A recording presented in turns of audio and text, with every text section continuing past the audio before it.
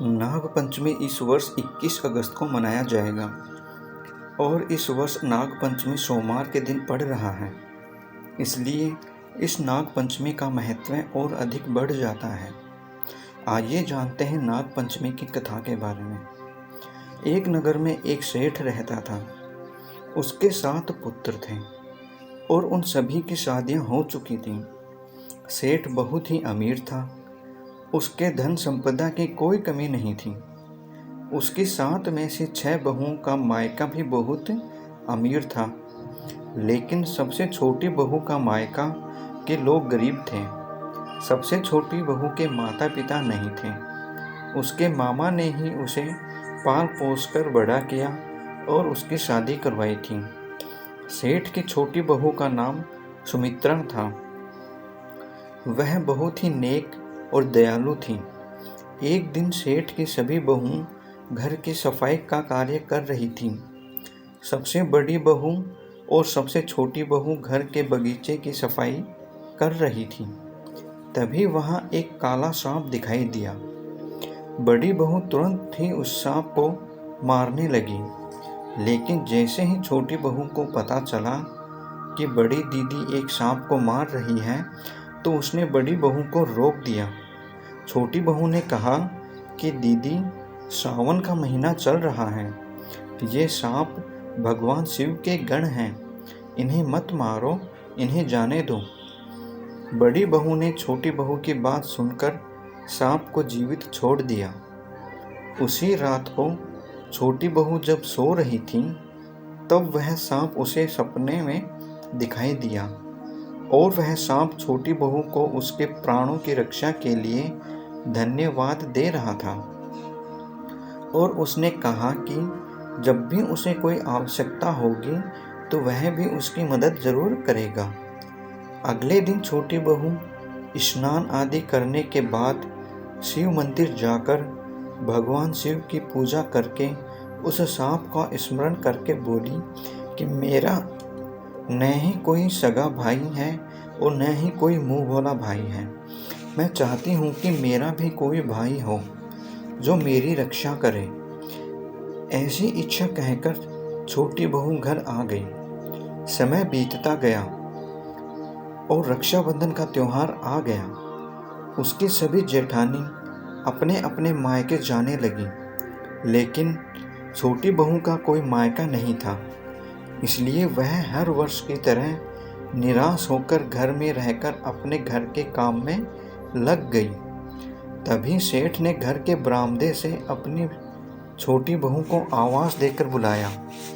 तब छोटी बहू बरामदे में पहुंची तो वहां एक 17 वर्ष की उम्र के आसपास का एक बड़ा ही प्यारा और सुंदर लड़का बैठा था। सेठ ने छोटी बहू को बताया कि यह तेरा दूर का भाई है, जो तेरे से राखी बंधवाने के लिए आया है।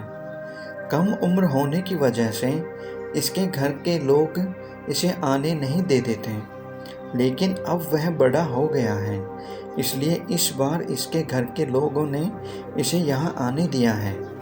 तू भी दुखी रहती थी, तेरे कोई भाई नहीं है। देख, भगवान ने तेरी सुन ली और तेरा यह दूर का भाई आज तुझसे राखी बंधवाने आ गया है। छोटी बहू कल्कि और अनादर गई और राखी बांधने से संबंधित सभी सामान लेकर बाहर आई और अपने उस दूर के भाई को राखी बांधी और स्वादिष्ट भोजन कराया। शाम होते ही भाई ने छोटी बहन से विदा लिया और भेंट के रूप में बहन को सोने के कंगन दिए और कहा कि तुझे जब भी मेरी आवश्यकता महसूस हो तो मन में मुझे याद करना, मैं जल्द ही तेरे पास आ जाऊंगा। ऐसा कहकर वह भाई चला गया। छोटी बहू आज बहुत खुश थी। रात को जब वह सो रही थी, तब उसे फिर सपने में वही सांप दिखाई दिया जिसकी रक्षा उसने की थी।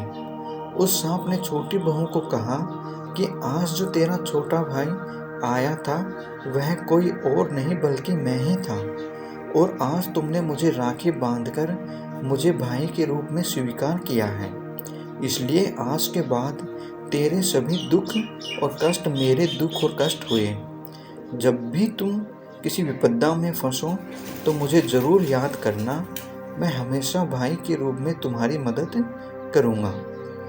जब भी घर में कोई उत्सव होता तो सांप भाई के रूप में आता था और उत्सव में शामिल होता और महंगे और आकर्षक उपहार लाकर अपने बहन को दे देता था।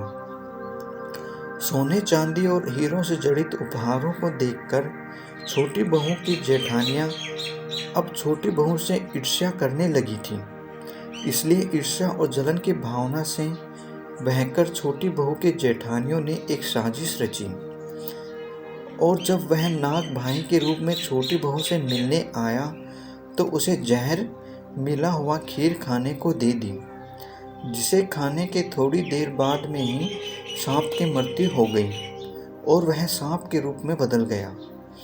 इंसान को सांप के रूप में बदलता हुआ देखकर पूरा गांव वहां पर एकत्रित हो गया।